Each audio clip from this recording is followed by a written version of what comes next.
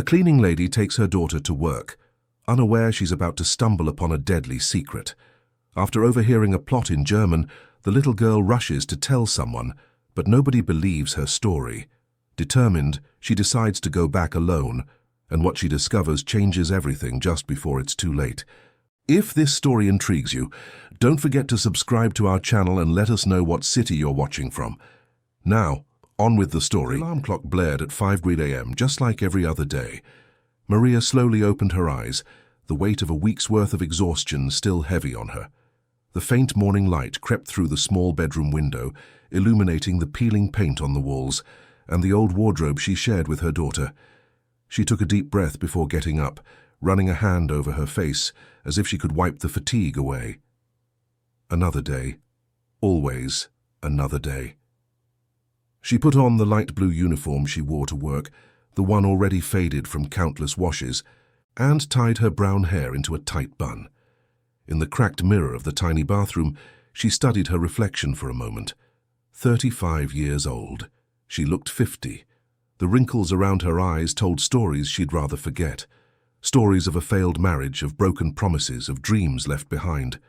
Maria lived with her daughter Sophia in a small one-bedroom apartment in Queens, one of those old buildings where everyone knows everyone, and the walls are so thin you can hear your neighbors' lives unfold. The neighborhood was simple, working class, honest, filled with people who woke up early and came home late, people who worked hard to put food on the table. It was a world away from the one where she spent her days cleaning and tidying. Every weekday, Maria took 2 buses and the subway to cross the city to Park Avenue, home to the imposing headquarters of SecureTech USA, one of the country's largest digital security firms. The 40-story mirrored glass building was a giant that reflected the New York sky, both intimidating and majestic. Inside, executives in Italian suits discussed multi-million-dollar contracts while she, invisible, mopped the imported marble floors. Maria had been a cleaner for 7 years. She started at the company right after Sophia was born, when the girl's father simply vanished from their lives without leaving a single dollar or an explanation. Back then, she had just dropped out of the business administration program she was taking at night school. There was no way to juggle classes, a job, and a baby. Life had other plans for her, plans far different from the girlhood dreams of being an executive, wearing high heels and leading meetings. Now, at 35, Maria was just one of dozens of contracted staff who kept that corporate world running behind the scenes. No one knew her name. No one looked her in the eye. She was part of the scenery, like the potted plants or the abstract art on the walls. And that was okay. She had learned to accept it. What mattered was the paycheck at the end of the month, which paid the rent, the food, and Sophia's school expenses. Sophia. Her reason for living. Maria tiptoed into the little room where her daughter slept, curled up in an old unicorn print blanket. The girl was 7, with dark curly hair like her own and brown, eyes full of curiosity and intelligence. Sophia was too smart for her age, always asking tough questions, always wanting to understand how things worked. Her teacher at the local public school was always saying the girl had enormous potential, that it was a shame they couldn't invest more in her education. It was almost 6 a.m. when Maria's phone rang. She answered in the kitchen while making coffee and toast with margarine for breakfast. It was the school principal. Her voice sounded tired and worried. Ms. Nelson, the teacher, had a health emergency during the night and had to be rushed to the hospital. Nothing life-threatening, but she wouldn't be able to teach that day. Since it was a small school with no available substitutes, the second-grade classes were cancelled. Parents were told to either pick up their children or just not bring them in. Maria felt her heart sink. She had no one to leave Sophia with. The neighbor who sometimes helped out was visiting family upstate. Her own mother lived far away and was sick. There was no one, and she couldn't miss work. She had already missed 2 days last month when Sophia had a fever, and her supervisor had made it clear that another absence would not be tolerated. She looked at her daughter, who was now awake and watching her with those big, attentive eyes. "You're coming with me today, sweetie," Maria said, trying to sound calm. "But you have to promise me something. You'll stay quietly in the supply closet, no making a mess and no leaving. Can you do that?" Sophia nodded, excited at the idea of seeing where her mom worked. To her, the giant building her mom always described was like something out of a fairy tale. The commute was long, as always. A crowded bus, a packed subway, then another walk to the building. Sophia held her mother's hand tightly, taking everything in with fascination: the wide streets, the luxury cars, the designer store windows. It was a completely different world from their neighborhood. When they arrived at the Secure Tech USA building, Sophia's eyes went wide. It was even more impressive than she had imagined. The lobby had soaring ceilings, gleaming marble floors, giant tropical plants, and a modern reception desk with the company logo in silver letters. Well-dressed people hurried in and out, talking on their phones in English, carrying leather briefcases. Maria squeezed her daughter's hand tighter and led her to the service elevator in the back. This was her world, the world of the invisible. They went down to the basement, where the supply closet and the locker room for the contracted staff were located. The supply closet was a small windowless space, filled with shelves of cleaning products, mops, buckets, and rags. Maria made a little nook for Sophia with some empty boxes, laid an old blanket on top, and gave her a coloring book and some crayons she'd brought in her purse. "Stay here, my love. I'm going to work, but I'll come back to check on you. If you need anything, you call for me, okay? But don't leave this room. It's very important. The building is huge, and you could get lost." Sophia promised she would stay put. Maria kissed her daughter's forehead and left, her heart heavy. She hated leaving her alone, but she had no choice. The workday began as usual. Maria got her cart with the cleaning supplies and went up to the higher floors. She started on the 20th floor where the conference rooms were. She mopped the floors, wiped the glass tables, emptied the trash cans and arranged the chairs. The work was mechanical, repetitive. Her mind wandered while her hands worked on autopilot. She thought about Sophia, alone in the supply closet. She thought about the overdue electric bill. She thought about the girl's father, who had never shown his face again. She thought about how different her life could have been if she had finished college, if she'd had other opportunities. At 9:30 a.m., Maria went back down to the basement to check on Sophia, but when she opened the door to the supply closet, her heart leaped into her throat. The girl wasn't there. The coloring book was open on the boxes, but Sophia was gone. Panic rose in Maria's throat. She ran through the basement corridors, calling her daughter's name in a hushed voice. She couldn't yell, couldn't draw attention. If they found out she had brought her daughter to work, she'd be fired on the spot. She ran up the service stairs, checked the bathrooms, the locker room. Nothing. Sophia had vanished. Meanwhile, several floors above, Sophia was exploring the building with the natural curiosity of a 7-year-old. She had promised to stay in the supply closet, but boredom had won. After coloring 2 pictures, she looked around the cramped, dull space and decided it would be much more interesting to see the place where her mom worked. She slipped out of the supply closet, trying not to make a sound. The basement hallways were cold and grey, lit by humming fluorescent lights. Sophia followed a corridor until she found a door that led to a stairwell. She climbed slowly, holding onto the railing. The door to the ground floor was ajar. Sophia peeked out and saw the immense lobby she had seen when she arrived with her mum. But she didn't dare go in there where there were so many people. She continued up the service stairs, floor after floor, fascinated by the giant building. On the 12th floor, the stairwell door was open.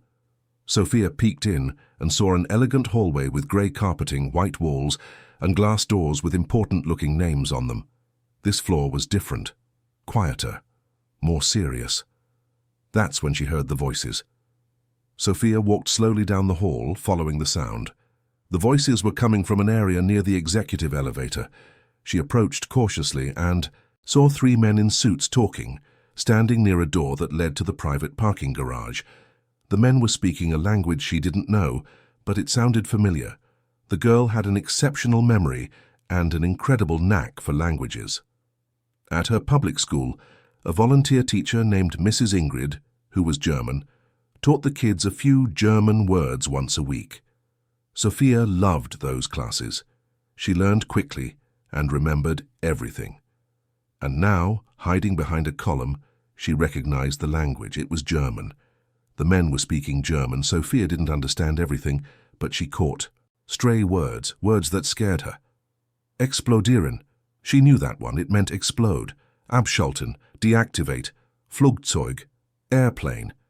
And then a name in English, spoken with a heavy accent. Richard Anderson. She had seen that name on a gold plaque in the lobby. He was the company president. The men's tone was urgent, almost conspiratorial. They kept looking around as if afraid of being overheard. One of them held a black briefcase and pointed to papers as he spoke. Sophia felt a knot in her stomach. Something was wrong. Very wrong. One of the men glanced in her direction. Sophia shrank behind the column, holding her breath. Her heart was pounding so hard she was sure they could hear it.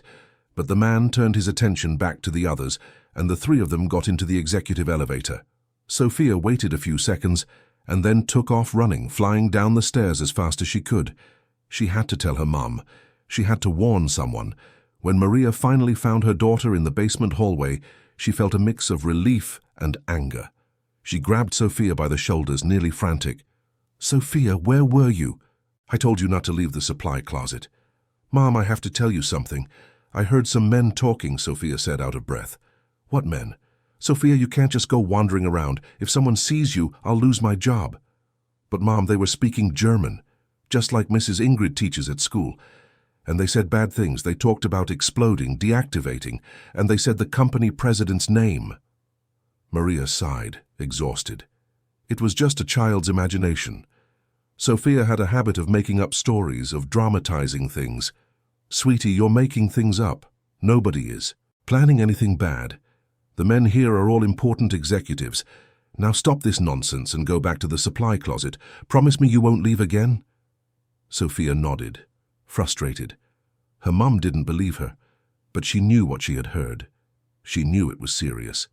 Back in the supply closet, Sophia couldn't sit still. She looked at the door, at the coloring book, at the shelves. She couldn't stop thinking about those men. And then she had an idea. Her mom's purse was hanging on a hook. Sophia crept over and took out the cell phone. It was a simple old model, but it had a camera and a voice recorder. Sophia knew how to use it. She had seen her mum record voice memos for their neighbor. With the phone in her hand, Sophia slipped out of the supply closet again. This time she was determined. She needed proof. She needed to show her mom she wasn't making it up. She climbed the stairs again to the 12th floor. Her heart was racing, but she took a deep breath, remembering what her teacher always said about being brave. Being brave isn't about not being afraid, it's about doing the right thing even when you're scared. The men were still there, now in a small lounge off the hallway. The door was slightly ajar. Sophia got as close as she could, hiding behind a large potted plant. She opened the voice recorder app on her mum's phone and pressed the red button. The conversation flowed in German. The voices were low but audible. Sophia didn't understand everything, but she recognized the words. Flugzeug came up several times. Airplane. Heute Nachmittag, this afternoon. And again that name, Richard Anderson, followed by words that sounded threatening.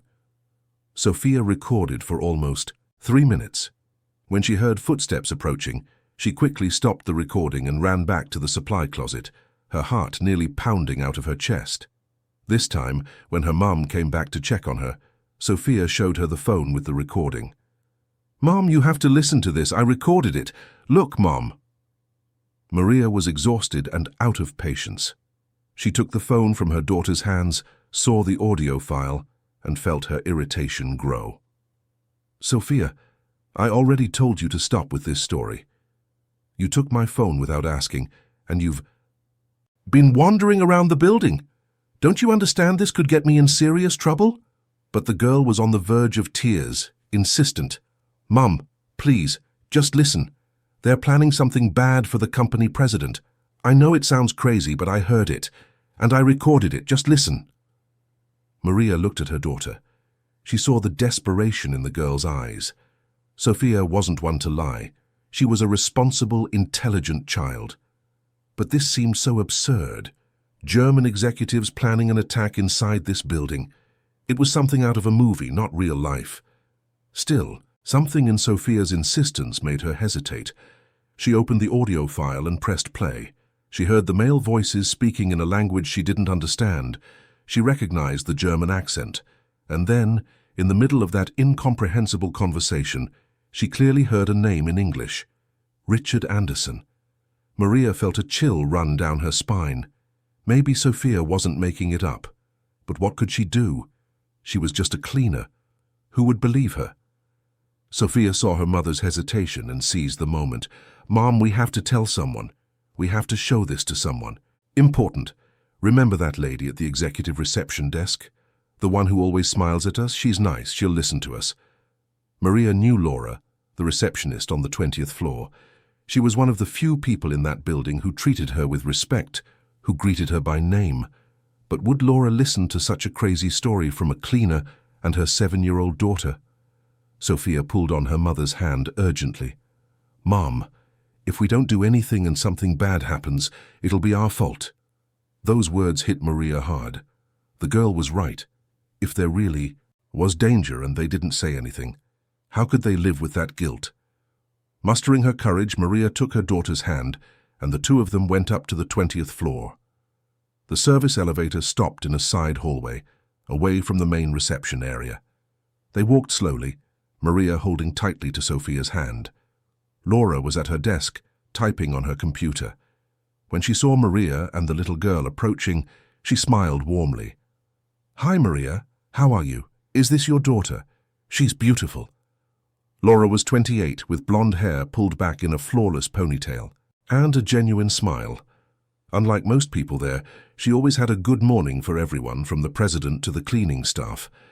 Maria took a deep breath and, in a trembling voice, began to tell the story. Sophia filled in the details, explaining the German words she had understood. Laura listened with growing attention, her brow furrowed. When Maria played the recording from her phone, Laura's expression turned serious. She asked to hear it again. She didn't understand German, but the conspiratorial tone was unmistakable, and the name Richard Anderson was there, clear as day. Laura glanced around, checking if anyone was nearby. Then she leaned over the desk and spoke in a low voice. "Mr. Anderson is getting ready to travel this afternoon. He's flying to Europe on a private flight to close a major deal. Are you saying you heard these men talking about his flight?" Sophia nodded, her eyes wide. "They talked about an airplane, and they said this afternoon, and they talked about exploding and deactivating." Laura felt a shiver. This couldn't be a coincidence. She had worked at several companies before, including a multinational where she had witnessed cases of industrial espionage. She knew these things weren't as rare as people thought in the corporate world. She made a quick decision. She picked up the phone and dialed an internal extension. "Jessica, I need to speak with Mr. Anderson urgently before he leaves. It's about his trip." "Yes, I know he's busy, but this is extremely urgent, please." There was a pause. Laura insisted. Finally, she got the green light. "You'll need to talk to him in person," Laura said, standing up. "Come with me. And Maria, be brave. You might be saving his life." The three of them walked down the elegant hallway to a set of double doors made of rich wood. This was the heart of the company, the president's office. Maria had never set foot in this area. She felt out of place in her cleaner's uniform, holding her little girl's hand. Laura knocked. A firm, impatient male voice answered from inside. "Come in." They entered. The office was immense. Floor-to-ceiling windows overlooked Park Avenue, designer furniture, works of art on the walls, a massive mahogany desk, and behind it, a man of about 45 with well-cut greying hair, an impeccable suit, and a serious expression. Richard Anderson. He looked at the three of them with surprise. He knew Laura, but the cleaner and the child were completely out of context in this environment. "Laura, what's going on? I'm late for my pre-flight meeting." "Mr. Anderson, please, just give me 5 minutes. This woman and her daughter have information that could be vital to your safety." Richard frowned but gestured for them to continue. Maria took a deep breath and began to speak. Her voice trembled, but she forced the words out. She told him about Sophia, about the men in the hallway, about the German words. When she mentioned the recording, Richard raised an eyebrow. A child recording executive speaking German. It sounded absurd. But he was a man who had gotten where he was by knowing how to assess risk. And something about this story bothered him. "Show me this recording," he said, holding out his hand. Sophia handed him the phone. Richard pressed play. He listened in silence. When he heard his own name spoken amidst the German dialogue, his face grew grim. "You understand what they're saying?" he asked Sophia. The girl nodded. "Just a few words. Mrs. Ingrid teaches German at my school. I learned some things. They said explode, deactivate, and airplane. And they said this afternoon. And your name." Richard sat down slowly in his chair. He picked up his phone and dialed a number. "Daniel, I need you in my office now. It's urgent." While they waited, Richard looked at Maria and Sophia. There was something about them that touched him. The cleaner's courage in coming to him. The girl's intelligence in sensing the danger. He thought of his own daughter, who was the same age as Sophia but attended an international school and would never have to work a day in her life.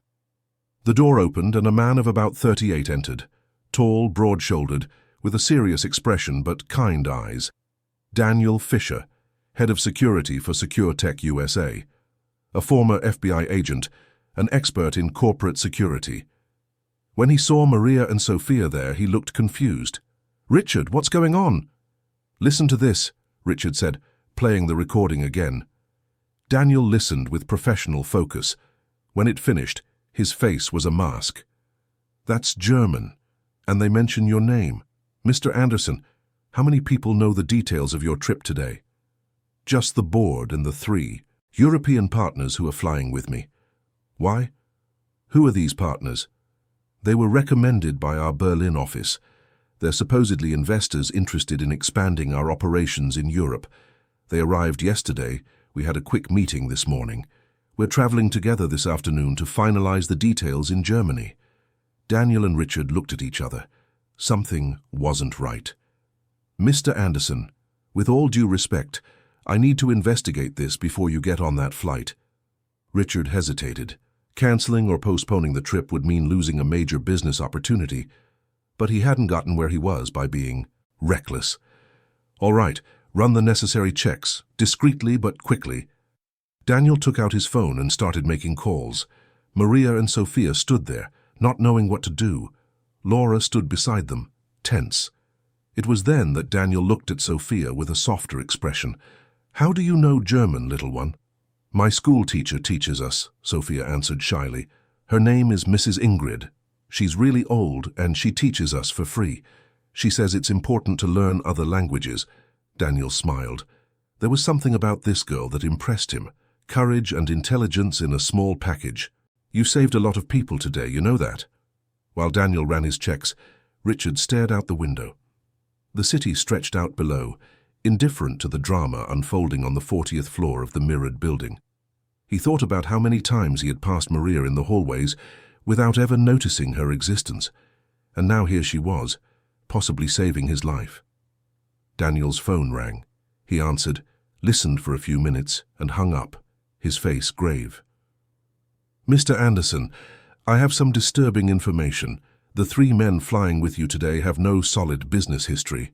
Their documents are clean, but it's all too recent, too superficial, and the contact in Berlin who recommended them no longer exists. The office closed last week without notice.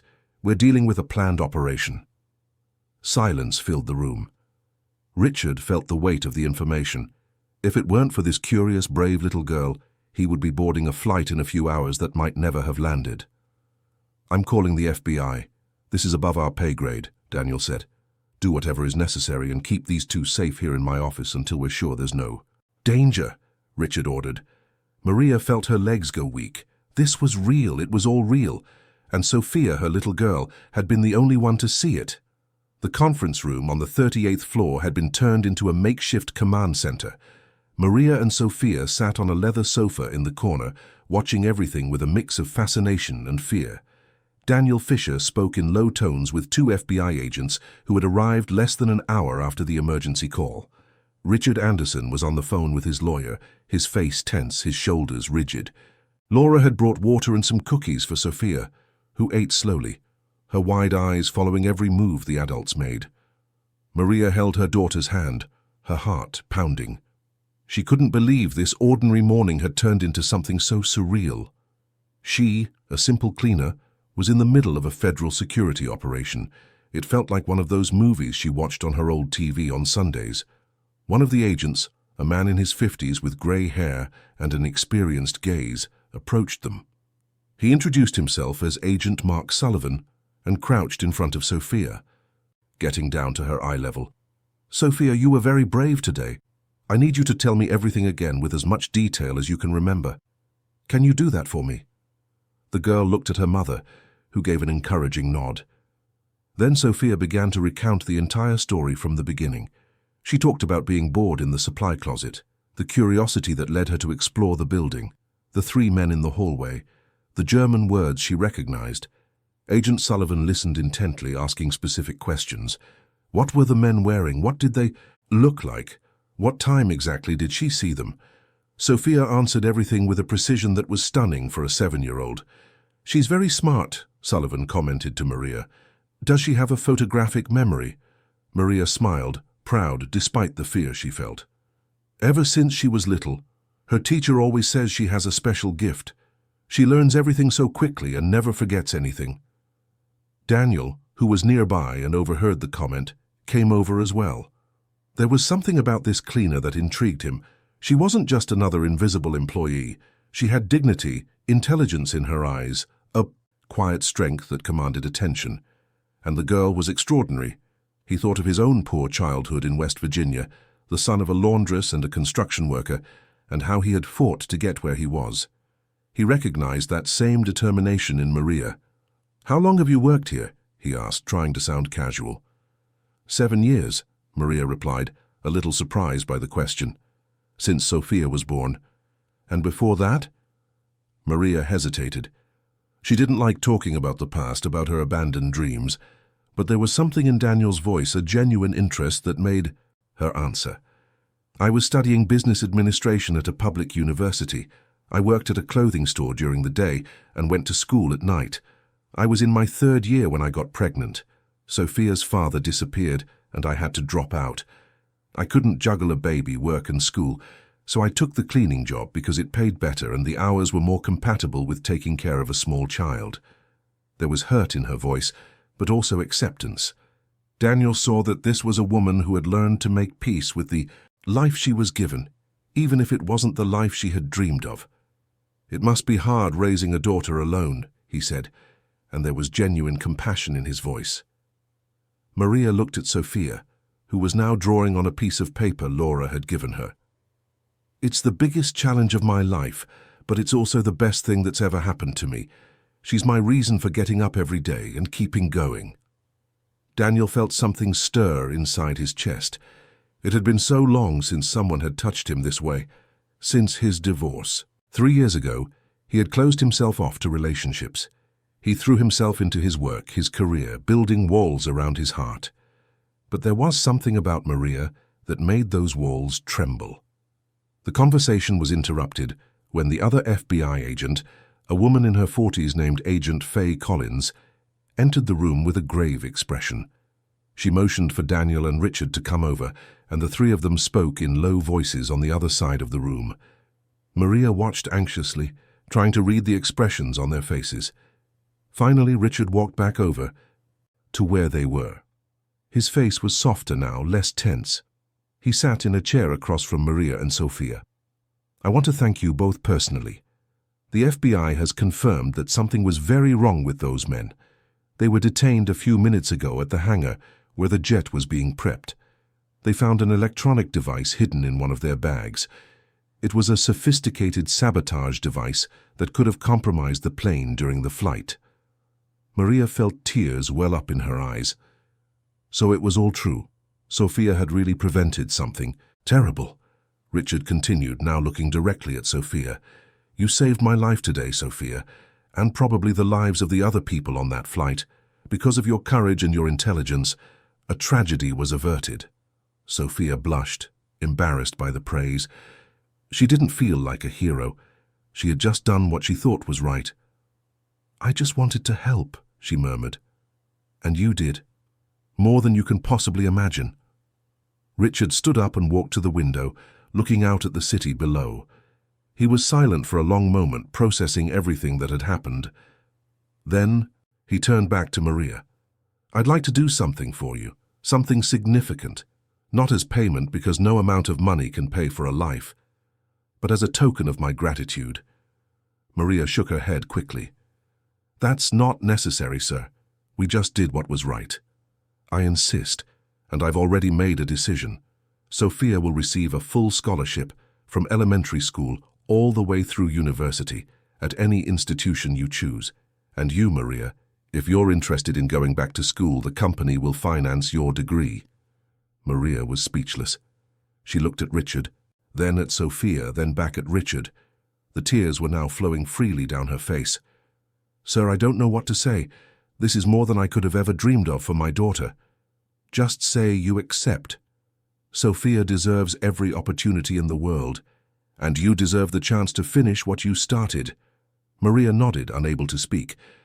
Sophia jumped off the sofa and ran to hug her mother, the two of them crying together, a tight embrace of love and hope. Daniel watched the scene from across the room, feeling his chest tighten. It had been so long since he'd seen something so pure, so genuinely moving. In this corporate world of power and money, that simplicity was almost shocking. The FBI agents needed Maria and Sophia to go to the FBI headquarters to give a formal statement. Daniel offered to take them personally. Richard agreed and asked Daniel to handle all the details, ensuring they were treated with the utmost respect and care. On the way to the private parking garage, Daniel and Maria talked while Sophia walked ahead, still processing everything that had happened. You must be scared, Daniel said.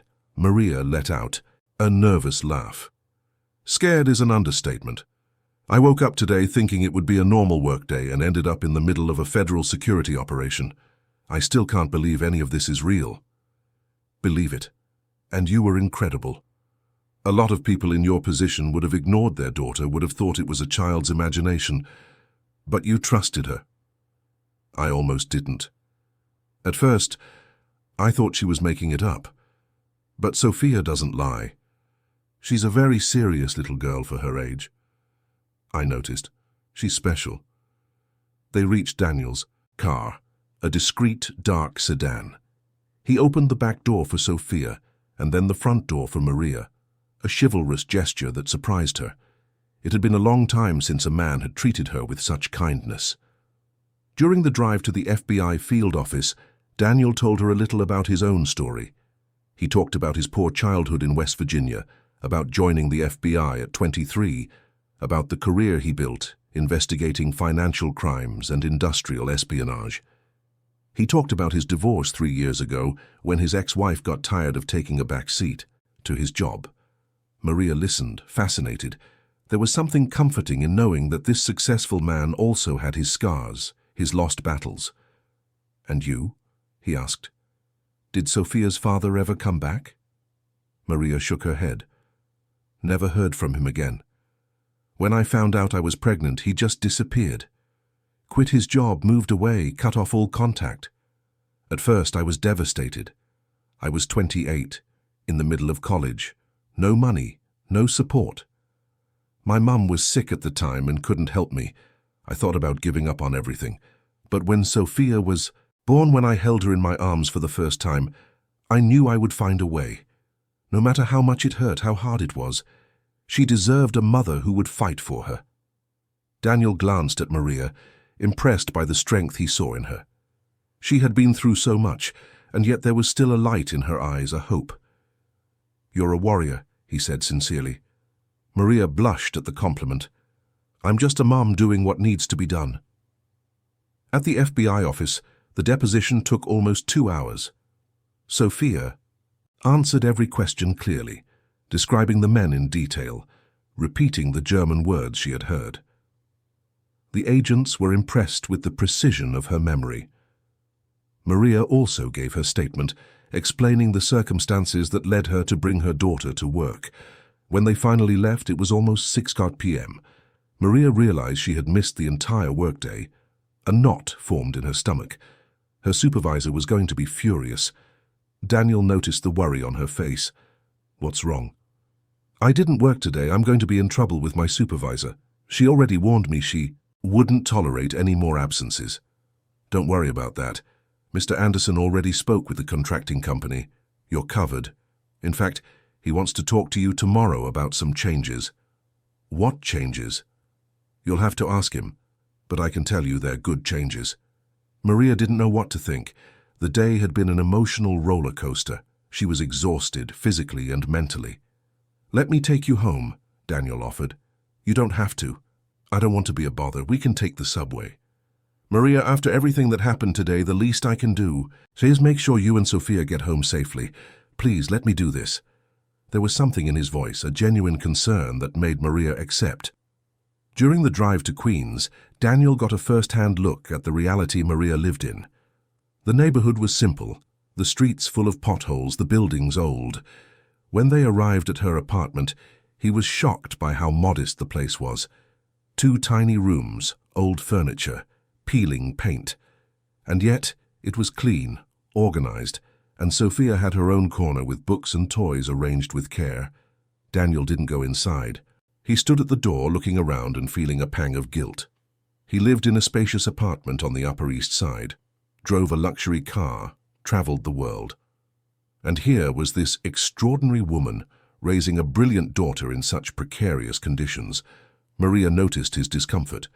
I know it's not much, but it's our home, and we're happy here. I'm sorry. I didn't mean to sound judgmental. It's just, you deserve more than this. You both do. We're okay. And now, with Sophia's scholarship, her future will be different. That's all I've ever wanted. Daniel said, goodbye.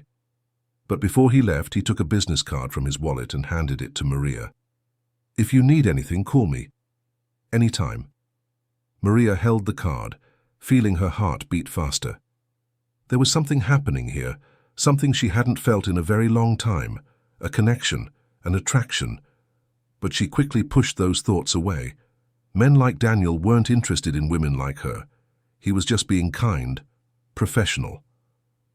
After Daniel left, Maria made a simple dinner, rice, beans, and a fried egg. Sophia ate in silence, still processing everything that had happened during the day. Mom, Mr. Daniel is nice, isn't he? Sophia commented suddenly. Maria smiled. Yes, he is. He was very kind to us. I think he likes you. Maria nearly choked on her food. Sophia! What an idea! I saw the way he looks at you, like the prince looks at the princess in the cartoons. Maria shook her head, smiling despite her denial. That's just your imagination, sweetie. Now eat up and then go take a shower. But Sophia was right, and deep down, Maria knew it. She had felt those looks, that attention that went beyond professional courtesy. But she couldn't let herself dream about it. She couldn't let herself hope for something that would probably never happen. That night, after Sophia was asleep, Maria sat alone in the small living room, looking at Daniel's card. She ran her fingers over the embossed letters. Daniel Fisher, Head of Security, SecureTech USA, and underneath, a personal cell number, written by hand. She thought about everything that had happened. For the first time in 7 years, she felt like things could change. Not just for Sophia, but for her too. The scholarship, the chance to go back to college, to finish her degree, maybe get a better job, give her daughter a better life, and maybe, just maybe, there was the possibility of something more, something she didn't even dare to name yet. Meanwhile, on the other side of the city, Daniel was in his apartment, unable to sleep. He thought about Maria, about Sophia, about that humble home filled with love. He thought about how that woman had managed to raise such a special daughter in such difficult circumstances. He thought about her strength, her dignity, the intelligence that shone in her eyes even through her exhaustion. It had been 3 years since he'd felt this way. Not since the divorce. He had built walls, kept people at a distance, focused only on work. But Maria had done something no one else had managed in those 3 years. She had made those walls tremble, and he didn't know what to do about it. The next day, Maria arrived at work nervous. She didn't know what to expect. She went straight to Richard's office, as he had asked. Laura greeted her with a warm smile and led her to a conference room. Richard was there, along with Daniel and a woman. Maria didn't know. She introduced herself as Dr. Helen Martin, Director of Human Resources for Secure Tech USA. "Maria, please have a seat," Richard said, gesturing to a chair. She sat, her hands trembling in her lap. What was this meeting about? Despite yesterday's promises, was she going to be fired? Richard must have seen the fear on her face, because he smiled reassuringly. "Don't worry, you're not in trouble. Quite the opposite. I brought you here today because I want to discuss your future with the company." Maria blinked, confused. "My future?" "Yes. Yesterday I said the company would finance your education if you wanted to go back to college, and I stand by that promise. But I'd also like to offer something more. Dr. Martin will explain." The woman opened a folder and began to speak in a professional but kind voice. "Maria, we looked at your academic records. You had excellent grades in your business administration program. You were in your 3rd year when you left. We'd like to offer you an internal development program. You would continue to work for the company, but with reduced hours so you can resume your studies. At the same time, you would participate in a trainee program, learning about the different areas of the company. When you graduate, if all goes well, you could take on an administrative position here." Maria was in shock. She looked at Richard, then at Helen, then at Daniel, who was smiling. "I don't understand. Why would you do this for me?" "Because you deserve it," Richard said simply. "And because yesterday I realized something important. We have hundreds of employees in this company, but how many of them would have the courage to do what you did, to trust their daughter when no one else would? To risk their job to do the right thing? You have qualities that go far beyond an academic degree. You have character, integrity, courage. And you can't teach that. You can't buy that. You recognize it and you value it." Tears streamed down Maria's face. She couldn't hold them back. Years of struggle, of exhaustion, of sacrifice. And finally, doors were opening. Finally, someone saw her, valued her. "I accept," she said, her voice choked with emotion. "And I'll work hard to show you that you didn't make a mistake in trusting me." "I know you will," Richard said. After the meeting, Daniel walked Maria to the elevator. They stood there for a moment, not knowing what to say. "Congratulations," he said finally. "You deserve all of this. Thank you for everything, for believing in me yesterday, for helping us." "No need to thank me. I just did what was right, same as you." There was a tension in the air, an unspoken attraction. They both felt it, but neither dared to acknowledge it out loud. "Maria, I know this might seem inappropriate, but I'd like to invite you to dinner, you and Sophia, as a way to celebrate the good news." Maria's heart skipped a beat. "That would be wonderful," she replied, smiling shyly. "How about Saturday? I can pick you up." "Saturday is perfect." When Maria got home that night and told Sophia everything, the girl jumped for joy, not just because of the scholarship she had received, but because she saw her mother happy, truly happy, in a way she hadn't seen in a very long time. And so, what had started as an ordinary workday became the beginning of something entirely new.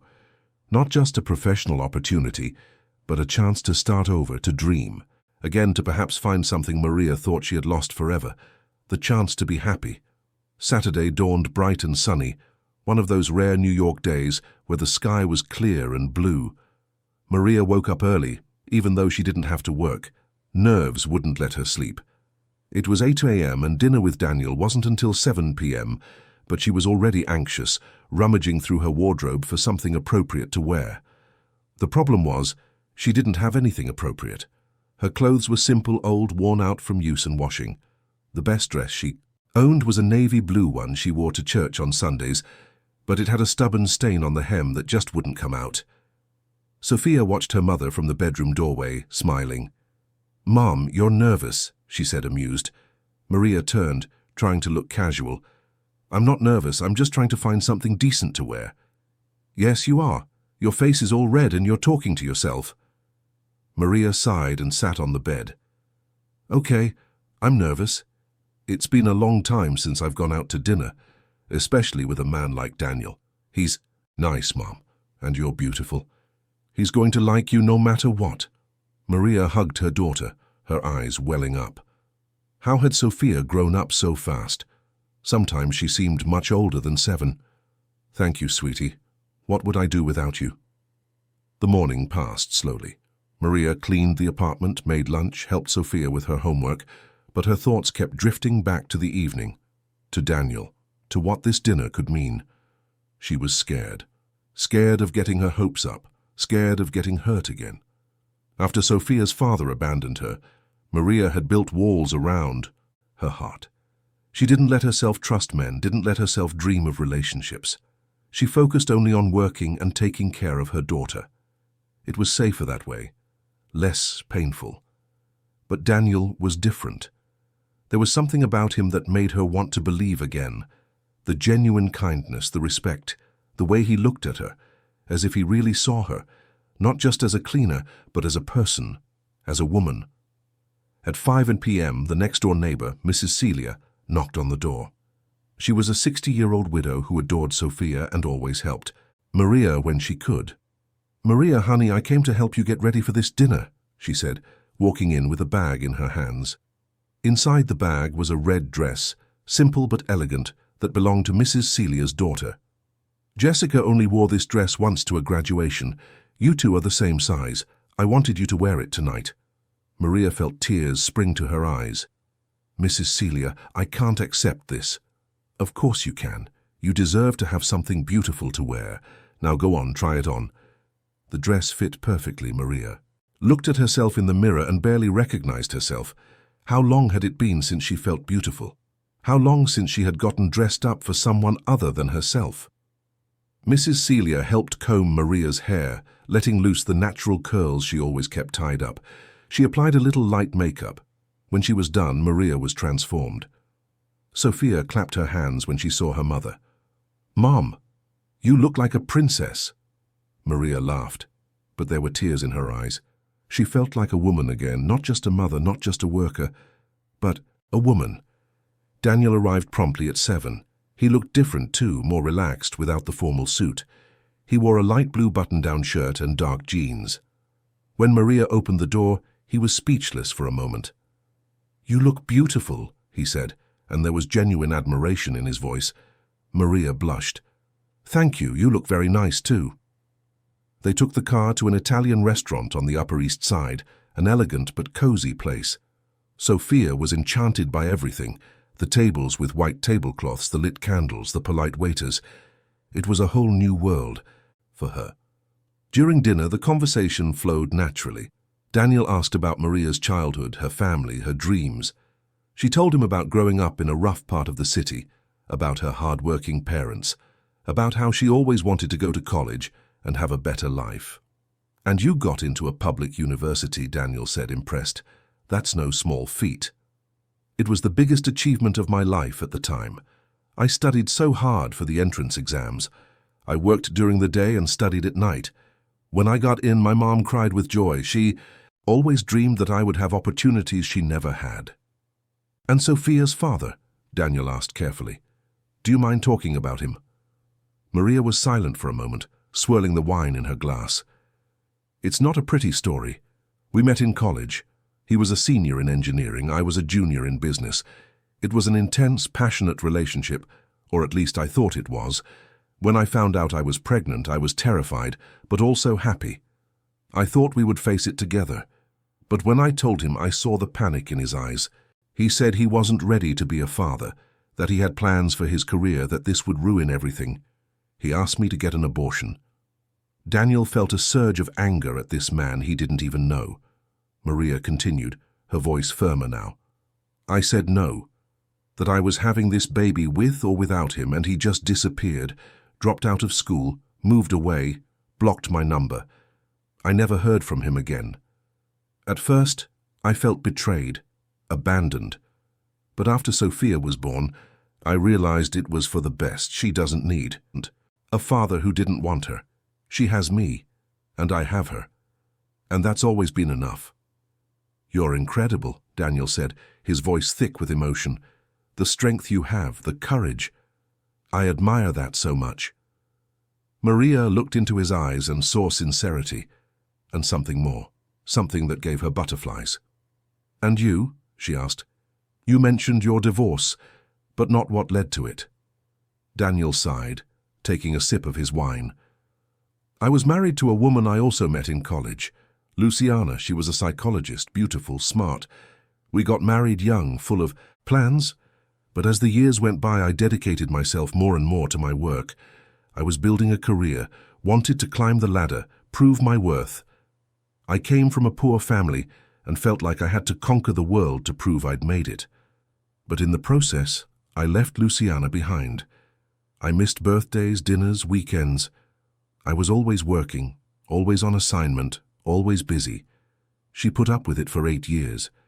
She tried to talk to me, tried to make me see what was happening. But I didn't listen. I thought she was being dramatic, that she was exaggerating. Until one day she just said she couldn't take it anymore, that she was tired of being the second option. And she asked for a divorce. "And you?" Maria asked softly. "How did you feel?" "Destroyed. I realized too late what I had lost. I tried to win her back, promised to change, but she didn't believe me anymore. And she was right. The promises to change should have come before, not after everything fell apart. After the divorce, I threw myself even deeper into my work. It was my way of not thinking, not feeling, until you showed up." He looked at Maria, and there was a vulnerability in his gaze. "You reminded me that there's life beyond work, that there are more important things than a career and success. You made me want to be a better person." Maria felt her heart ache. It had been so long since she had allowed herself to feel this way. Since Sophia's father abandoned her, she had closed off that part of herself. But here was Daniel, opening doors she thought she had locked forever. Sophia, who had been quietly eating her pasta, looked at the two of them and smiled. She understood in the way that children understand these things. There was something special happening between her mom and this kind man.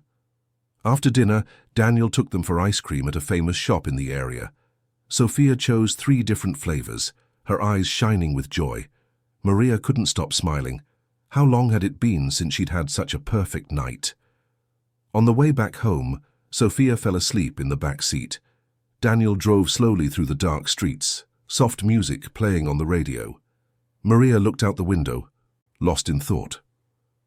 "What are you thinking about?" Daniel asked. "About how strange life is.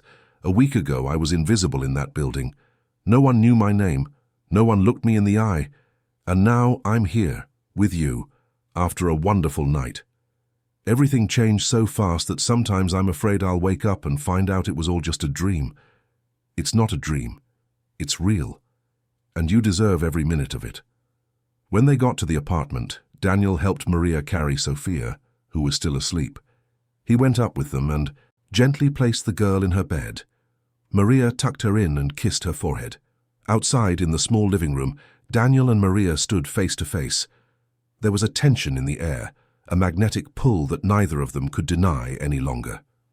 "Thank you for tonight," Maria said, her voice low. "It was perfect. You know something? It's been 3 years since I've felt this good, this light. You have something special, Maria. Something that makes me want to be better, want to be near you." He took a step forward. Maria's heart raced. "Can I kiss you?"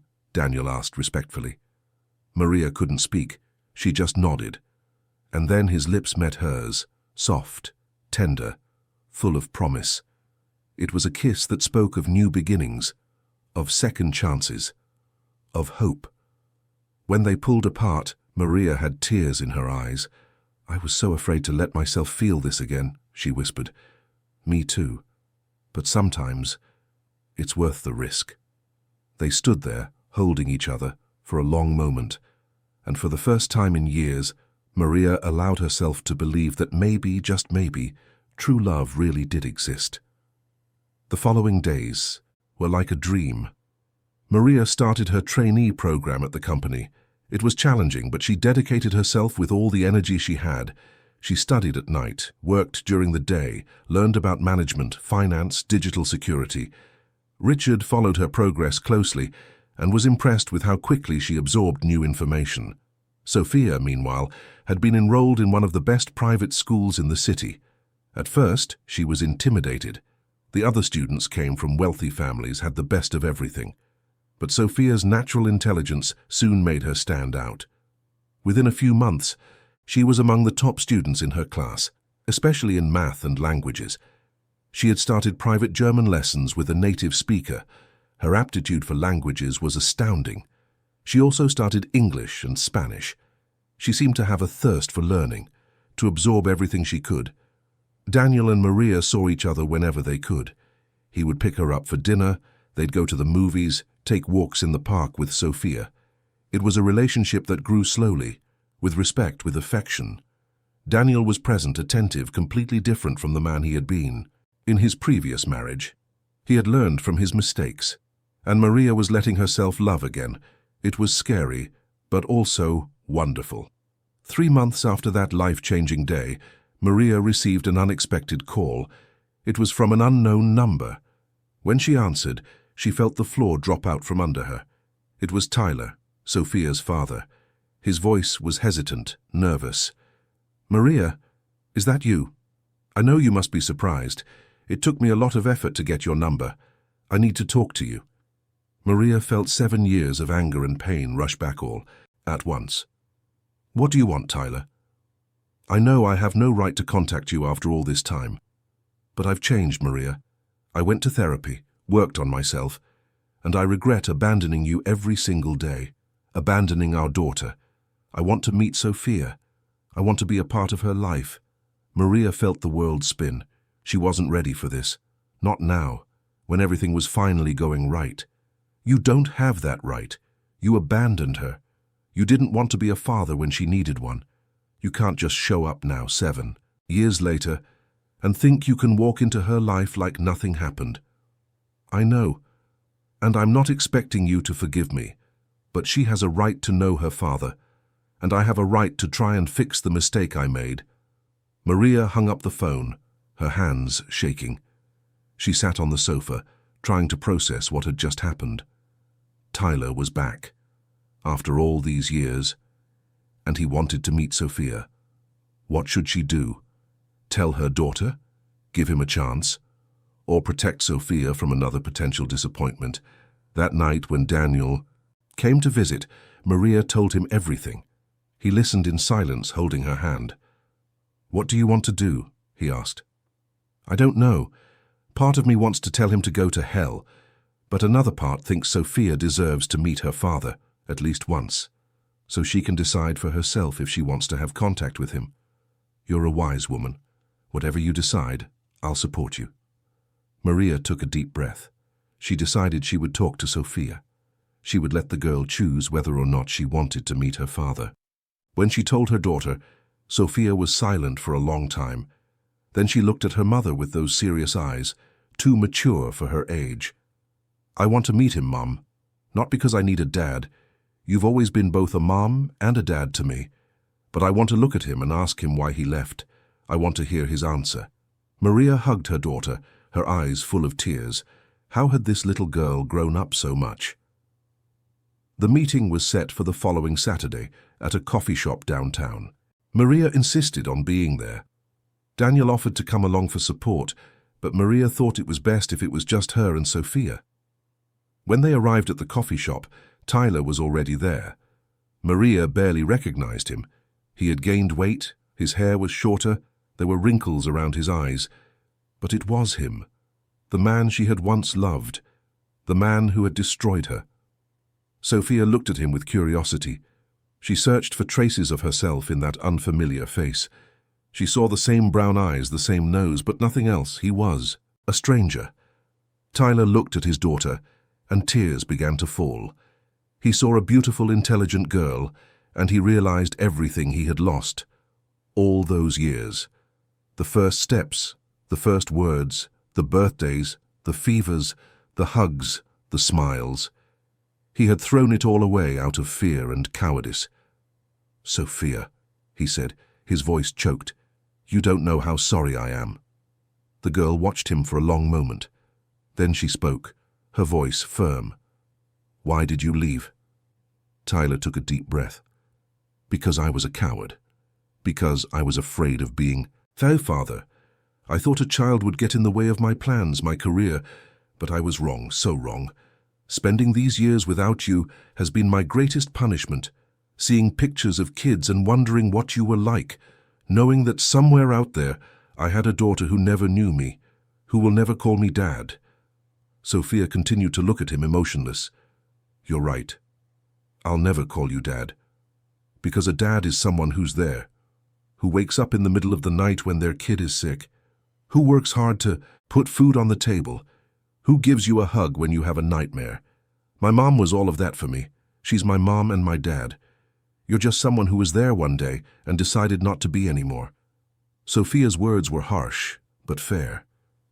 Tyler hung his head, the tears now falling freely. "You're right. I don't deserve your forgiveness. I don't deserve to be called Dad. I just wanted you to know that I'm sorry. Every single day. And that if one day, when you're older, you want to get to know me better, I'll be here, waiting." Sophia nodded. Then she stood up. "Goodbye, Tyler." And she walked out of the coffee shop, Maria right behind her. When they got in the car, Sophia finally let the tears fall. Maria held her tight, the two of them crying together. Crying for the pain, for the absence, but also for the relief. Sophia had confronted her father, had said what she needed to say, and now she could move on. "You were so brave, sweetie. I learned from you, Mom." That night, Daniel arrived with pizza and ice cream. The three of them had dinner together in the small apartment living room. Sophia seemed lighter, as if a weight had been lifted from her shoulders, and for the first time she called Daniel Uncle Dan. He looked at Maria, moved, and they both knew they were building something real. A family, not a perfect one, but a true one. 11 years later. The auditorium at the City University of New York was packed. Families, professors, friends, all there to celebrate the graduation of the International Relations class. Among the graduates, one young woman of 18 stood out with dark, curly hair tied in an elegant bun, her brown eyes shining with intelligence and determination. Sophia Santos. In the audience, Maria cried quietly, holding Daniel's hand. Beside them, Richard Anderson was also present, a special guest of the young woman who had once saved his life. The years had passed, but he had never forgotten that brave 7-year-old girl. When Sophia's name was called to receive her diploma, she walked onto the stage with the confident posture of someone who knew exactly who she was and where she wanted to go. The university president announced that she had graduated with highest honors, having been the top student in her class for all 4 years. The audience gave her a standing ovation. Maria couldn't stop crying. She looked at Daniel, who was smiling proudly, and thought about everything they had been through together. 3 years after that first kiss, they had gotten married in a simple but emotional ceremony. Daniel had officially adopted Sophia, giving her his last name, Sophia Santos Fisher. The girl had gained a real father, not by blood, but by choice and love. Maria had also transformed over those years. She graduated with a degree in business administration, worked hard in Secure Tech, USA's development program, and now held the position of human resources manager at the company. She, who had once been invisible in that building, now had a voice, had value, had respect. Her story inspired other employees, living proof that with hard work and opportunity, anyone could change their life. After the ceremony, they all gathered to celebrate at an elegant restaurant in Soho. Richard raised a toast to Sophia, his eyes shining with pride. "When I look at you today, I still see that brave 7-year-old girl, but I also see an extraordinary woman who is going to do great things in this world." Sophia smiled, grateful. "None of this would have been possible without you, Mr. Anderson. You didn't just give me a scholarship, you gave me the chance to dream big. You earned every opportunity, and I'm sure your future will be brilliant." Sophia had ambitious plans. During college, she had interned with the FBI and the Department of State. Her knowledge of multiple languages was impressive. She spoke fluent German, English, Spanish, French, and had started studying Mandarin. She had also developed a passion for national security, counter-espionage, and strategic intelligence. Daniel, who worked in that field, had been an important mentor. He introduced Sophia to influential people, opened doors, guided her career. But the talent was all hers. The dedication, the intelligence, the analytical skills. Sophia had something special. Everyone who worked with her saw it.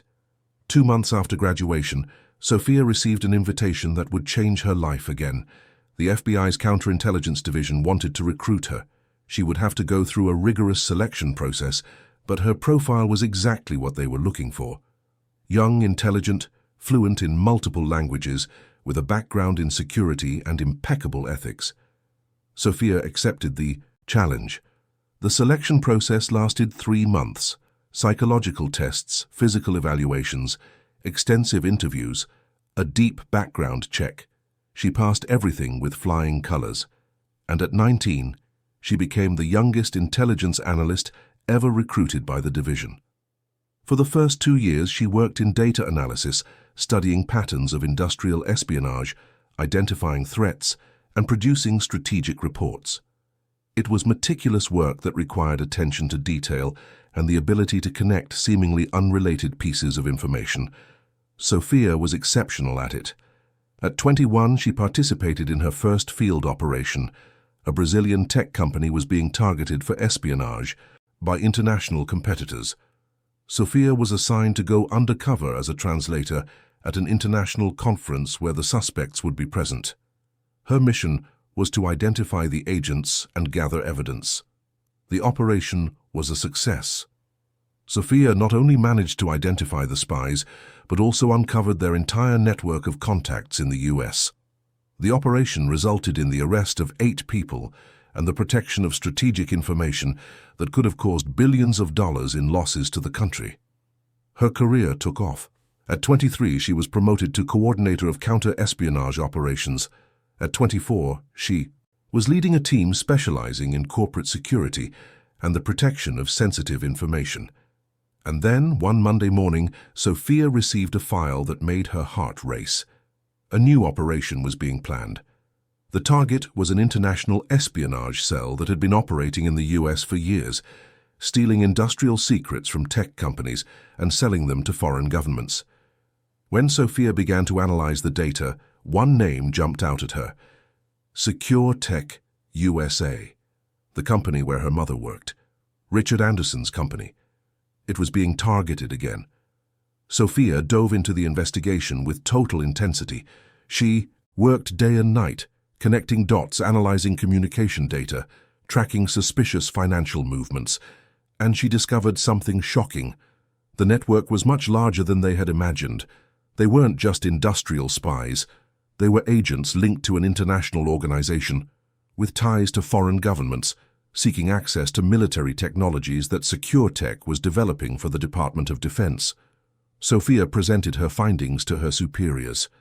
The operation was given national priority status. A task force was formed, and Sophia was appointed as the lead coordinator.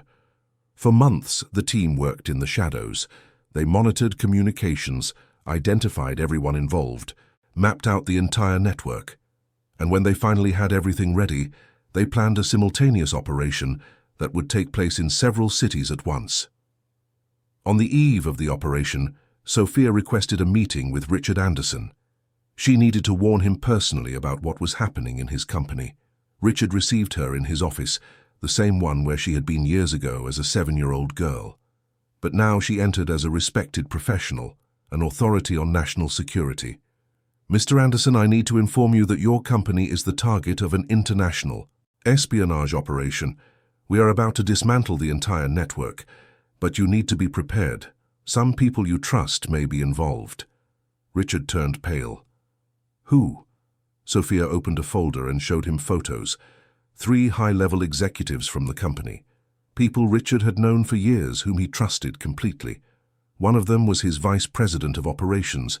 Richard felt like he had been punched in the gut. I can't believe it. These people have worked with me for over a decade. Unfortunately, sir, you're not the first to be betrayed by those close to you. Espionage is about broken trust. It's about people who choose money and power over loyalty. Richard looked at Sophia, no longer seeing the little girl, but the strong, competent woman she had become. "You're saving me again." Sophia smiled faintly. "This time with more resources and authority, but the essence is the same, doing what's right." The operation took place in the early hours of a Thursday morning. FBI and CIA teams acted simultaneously in New York, Chicago, Washington, D.C., and Los Angeles. 23 people were arrested. Documents were seized. Espionage equipment was confiscated. The network was completely dismantled. Sophia led the operation with surgical precision. Every move was planned, every detail considered. There was no room for error. When it was all over, she was exhausted but satisfied. She had protected vital information for national security. She had saved American companies from immense losses, and she had once again protected Richard Anderson. The operation was classified, so there was no public recognition. But within the agency, Sophia's name carried weight. She was considered one of the best analysts of the new generation. She had a brilliant future ahead of her. 2 months after the operation, Richard hosted a dinner at his home. He invited Sophia, Maria, and Daniel. He wanted to thank them personally, away from official protocols. Richard's home was a luxurious apartment in Tribeca, with a panoramic view of the city. He welcomed the three of them with genuine affection. During dinner, they talked about everything that had happened over the years. Richard spoke about how that day, 11 years ago, had changed not only his life, but his perspective on the world. "Before that day, I looked at employees as numbers, as cogs in a machine, but you, Maria, and you, Sophia, taught me that every person has value. That sometimes solutions come from where we least expect them, that heroism has no social class." Maria, now a confident and successful woman of 46, smiled emotionally. "You changed our lives too, sir.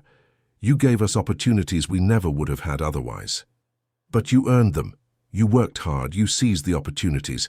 The credit is all yours." Sophia, now 24 with a brilliant career, looked at Richard with gratitude. "Mr. Anderson, I'd like to propose something. Something I've been thinking about for a while." Everyone looked at her, curious. "During my career, I've realized something important. National security doesn't start in intelligence agencies. It starts with ordinary people paying attention to what's happening around them. That's how I saved you when I was 7. I simply paid attention. I noticed something was wrong, and I had the courage to act." Richard nodded, interested. Sophia continued, "I want to create an educational program for children and teenagers to teach observation, civic responsibility, courage. Not to turn them into spies, but to empower them as conscious citizens. I want to call it Young Eyes." Richard was silent for a moment, processing the idea. Then his eyes lit up. "That's a brilliant idea, and I want to fund this project. SecureTech USA will fully support it. We'll start in public schools where it's needed most. We'll give other kids the same opportunities you had." Maria and Daniel looked at Sophia with a pride that was impossible to hide. The little girl who once played with coloring books in a supply closet was now proposing a program that could change the lives of thousands of young people. The Young Eyes program was launched 6 months later. It started in 10 public schools in New York City. Sophia coordinated it personally, developing the curriculum, training teachers, visiting the schools. The program taught children skills in observation, critical thinking, and active citizenship. It wasn't about espionage, but about social responsibility, about paying attention to the world around them, about having the courage to act when something is wrong. The response was extraordinary. The kids loved it. Teachers saw real changes in their students' behavior. They became more attentive, more aware, more engaged. In 2 years, the program expanded to 50 schools. In 5 years, it was in 200. Sophia had created something bigger than herself, a legacy that would continue to impact generations. At 29, Sophia was a deputy director of intelligence at the FBI. Her name was respected in international security circles. She had turned down offers to work for foreign agencies that paid much more. Her commitment was to the United States. One Sunday morning, Sophia was at home resting when she got a call from Richard. He had just turned 60 and was planning to retire. He wanted to pass the leadership of Secure Tech USA to a new generation, and he had a proposal for Sophia. "I want you to become a strategic security consultant for the company. You wouldn't have to leave your job at the FBI. It would be an advisory role. A few hours a week, you would help ensure we are never targeted by espionage again." Sophia was honored by the invitation. "It would be a privilege, Mr. Anderson." At Richard's farewell event as CEO, he gave an emotional speech. He talked about his career, the challenges, the achievements, and then he told, for the first time publicly, the story of how a 7-year-old girl had saved his life. The audience was silent, moved. Richard called Sophia to the stage. She went up reluctantly. She didn't like being the center of attention. "This extraordinary young woman taught me the most important lesson of my life, that heroism isn't measured by the position you hold, but by the choices you make." She was 7 years old. She could have ignored what she heard. She could have stayed quiet. But she acted, and she saved not only my life, but potentially many others. And today she continues to do so, protecting our country, educating young people, being a living example of courage and integrity. The audience rose to their feet and applauded. Maria, sitting in the front row next to Daniel, was crying her eyes out. She thought about that day 11 years ago when she almost didn't believe her daughter, when she almost ignored her words, and how different everything would have been if she had. She thought about how good life had been to them, how from a moment of courage from a curious little girl, so much good had been born. Opportunities, growth, love, fulfillment. Sophia came down from the stage and went straight to hug her mother. The two of them stood there, holding each other, crying together like they had on that day so many years ago. But now they weren't tears of fear or pain. They were tears of gratitude, of accomplishment, of love. Daniel hugged them both, forming a circle of love and protection. This family, which had formed in an unconventional way, was living proof that family is who shows up, who loves, who supports, who never gives up. That night, on the way back home, Sophia looked out the car window, watching the New York City lights go by. She thought about everything she had lived through, the challenges, the victories, the people who had made a difference in her life. She thought of her mother, a tireless warrior who sacrificed everything for her. She thought of Daniel, who chose to be a father not out of obligation, but out of love. She thought of Richard, who not only thanked them, but completely changed their lives. She thought of Mrs. Ingrid, the volunteer German teacher, who would never know that her classes changed the course of a life. And she thought of the thousands of children who were now part of the Young Eyes program. Children who were learning to pay attention, to have courage, to act. Who knew how many lives they would save? Who knew what difference they would make in the world? Sophia smiled. At 29, she had a brilliant career, a loving family, a clear purpose. But more than that, she was sure she was making a difference. And that, in the end, was what really mattered. Maria looked at her daughter and saw no longer that small, curious girl, but a strong, determined, extraordinary woman. Her chest swelled with pride. Daniel held Maria's hand and smiled. They had built something beautiful together, a family, a life, a legacy. And it all started with a 7-year-old girl who had the courage to pay attention and do the right thing. A simple but powerful lesson, a lesson that would echo for generations. Because in the end, that's what defines heroes. Not the power they have, not the position they hold, but the courage to act when needed, the courage to do what's right even when it's hard, even when it's scary, even when no one is watching. Sophia had been that hero at 7, and she continued to be at 29, not with superpowers, but with observation, intelligence, courage, and a heart determined to make a difference. And that perhaps is the greatest lesson of all, that anyone, no matter how small or invisible, can change the world. You just have to pay attention. You just have to have courage. You just have to do what's right.